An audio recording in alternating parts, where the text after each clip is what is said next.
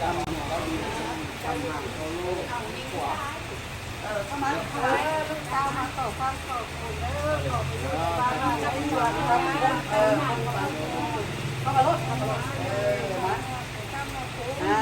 ามาซามาคำมาปูเลยเด้อที่จำที่โบหม่องคองด้วยล่ะมาคืนแล้วที่3 คืนแล้วมาคืนคองมาเลยล่ะมาคืนห้อยบอกมาทุกวันก็แม่มาแล้วพระเบี้ยงมาไอ้โต๊ะกันเลยเด้อลืมพระเบี้ยงไอ้โต๊ะพระเบี้ยงอันตะกะโลกไปเลยเด้อมาแล้วมาหุ้งมาหนังเด้อหุ้งยังเหลืองเรื่องแล้วมาโกนแล้วมาเลยเข้าไปความดำเอาอันพ่อพระเบี้ยงมาสบายเขาเลยซื้อเขา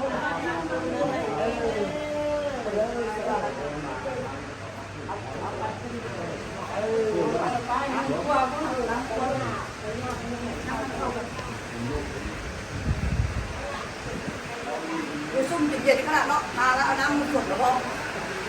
ถ้าแพ้แต่ละมือความร้อนนี่เอามาเด้อลูกไปมาเด้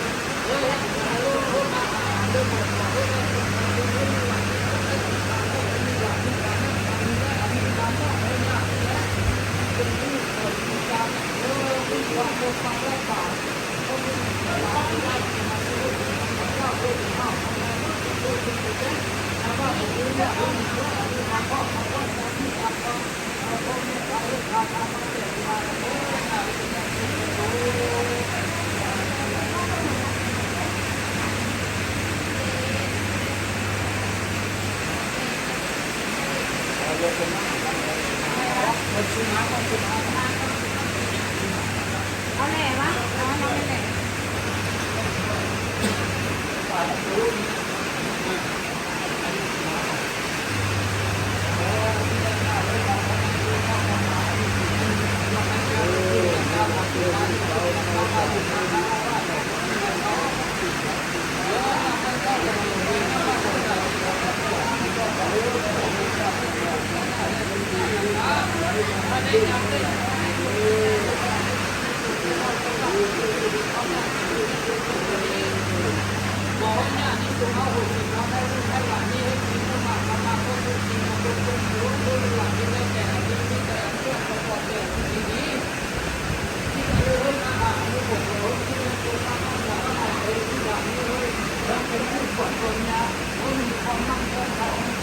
ามตามไม่เป็นมาปวดเส้นไม่ที่เป็นปวดนี่ไม่ปวดในโรคที่หลังนี่ได้เป็นปวดติดบางเรื่องอันนี้เป็นนานาต้องต้องเข้าตามของเขา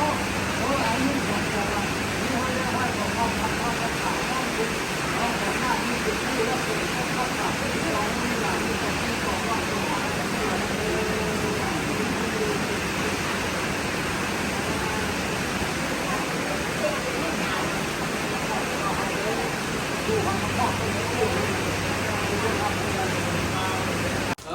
ได้ไปสร้างครอบครัว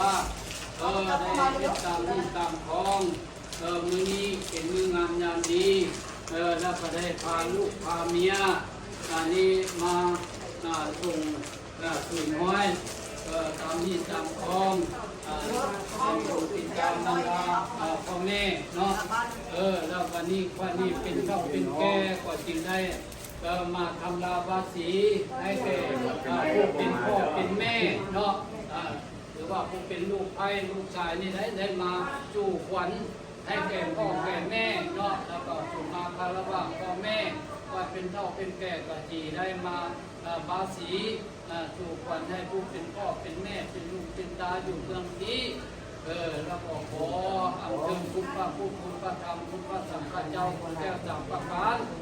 คุณพ่อแม่ครูบาอาจารย์และคุณพระศรีรัตนตรัยแก้วทั้งสามประการจุมาสถิตอยู่ในพระธรรมราภสีนี้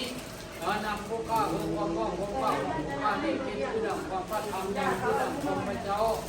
ว่าในบอกขอเพื่อได้ดังคำมั่งคำปันธนาของเจ้าพึ่งเจ้าเทียนนี่แหละบอกมาเถิดสาธุสาธุนะโมตัสสะภะคะวะโตอะระหะโตสัมมาสัมพุทธัสสะนะโมตัสสะภะคะวะโตอะระหะโตสัมมาสัมพุทธัสสะนะโมตัสสะภะคะวะโตอะระหะโตสัมมาสัมพุทธัสสะสาเกตเมจานุเมเกติวาประกันเนี่ยสองคนซ้อนละวันนี้ก็เนี่ยมันคือตัวเราก็ต้อง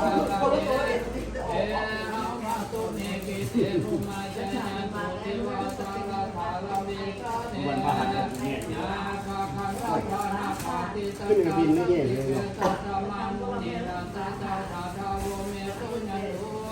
มันตั้งแข่งไม่แย่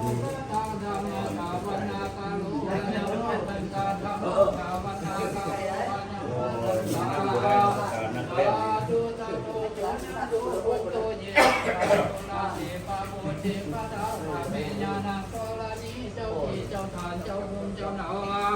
เจ้าจิตสักดิ์ทั้งหลายเจ้าผู้ปักรักษาอยู่ในภูมิมาตรฐานเกี่ยวมาเจ้าเงินที่นี้ในยิ่งเกี่ยวผู้ข้าโอกาลธนานี้แล้วโจ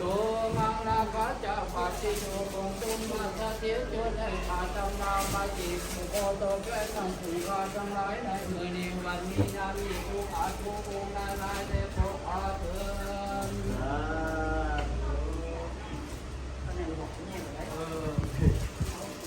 จบของตรงนี้เนาะจะเป่าเลย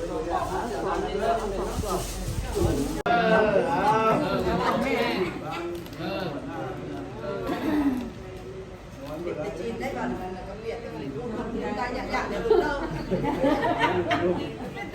นอกจากขอบคุณแม่เด้อตายอยาก